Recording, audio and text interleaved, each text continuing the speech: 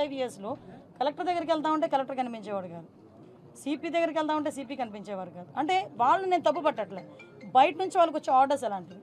Home డిపార్ట్మెంట్ని అన్ని డిపార్ట్మెంట్ని ఒక మనిషి గుప్పెట్లో పెట్టుకున్నాడు, అందువల్ల వాళ్ళకి కూడా ఫ్రీ హ్యాండ్ లేదు.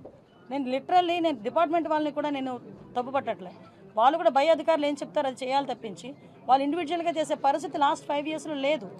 ఎంత దారుణం అంటే నేమ్ బోర్డు అనేది వాళ్ళకి ఇచ్చే ప్రైడ్. మీరు పెట్టుకోగలరా నేమ్ బోర్డు? నేను పెట్టుకోగలనా నేమ్ బోర్డు గుండ్ల మీద? అది ఓన్లీ పోలీస్ డిపార్ట్మెంట్కి ఒకరికే సాధ్యం. ఐపీఎస్ఓ లేకపోతే ఏఎస్పీఓ డిఎస్పీఓ ఏసీపీఓ డీసీపీఓ whatever it may be, ఆ భుజాలు గుండ్ల మీద నేమ్ బోర్డు పెట్టుకొని ధైర్యంగా పనిచేసే రోజు పోలీసులకి రావాలని కోరుకుంటున్నాను. ఇప్పుడు వచ్చిందని కూడా నేను భావిస్తున్నాను. Last 5 years without name plate, ఎవరు పోలీసో తెలియదు, ఎవడు బయట నుంచి వచ్చి డ్రెస్ వేసుకుని తిరుగుతున్నాడో తెలియదు.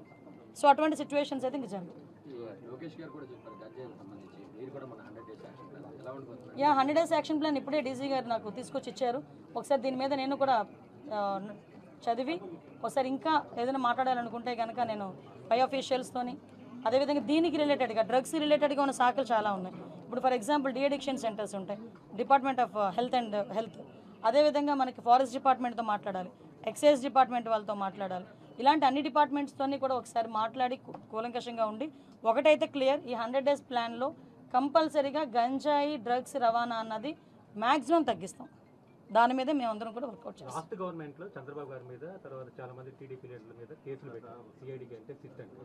ఇప్పుడు వాటి మీద మళ్ళీ మీరు రివ్యూ చేస్తారా, వాటి మీద కేసులు ఎత్తేస్తారా? ఎందుకు కేసులు ఎత్తాలి, దేనికి కేసులు ఎత్తాలి? ఈరోజు తెలుగుదేశం పార్టీ ఆఫీస్ మీద దాడి జరిగింది.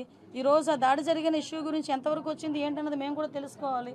చాలామంది చంద్రయాన్ని పేక్ కోసి చంపారు, ఇంకా చాలామంది విషయాలు చాలా అన్యాయాలు జరిగినాయి. అలాగని తెలుగుదేశం పార్టీ వాళ్ళ మీద కాదండి, మామూలు నార్మల్ పబ్లిక్ మీద కూడా అక్రమంగా కేసులు బనాయించిన వాళ్ళు చాలామంది ఉన్నారు, బాధితులు చాలామంది ఉన్నారు. అవే కాకుండా ఎవరైతే వాళ్ళ తాలూకు అవినీతికి బలైపోయారో, వాళ్ళ తాలూకు అక్రమాలకి బలైపోయారో వాళ్ళు కనుక వచ్చి మా కేసు రీఓపెన్ చేయండి, మా కేసు మళ్ళీ చెప్పండి అంటే కనుక డెఫినెట్గా మేము ఆ కేసు రీఓపెన్ చేస్తాము. మళ్ళీ రీఎంక్వైరీ చేసి వాళ్ళకి బాధితులు ఎవరైతే ఉన్నారో వాళ్ళకి న్యాయం చేసేటట్టు చేస్తాము.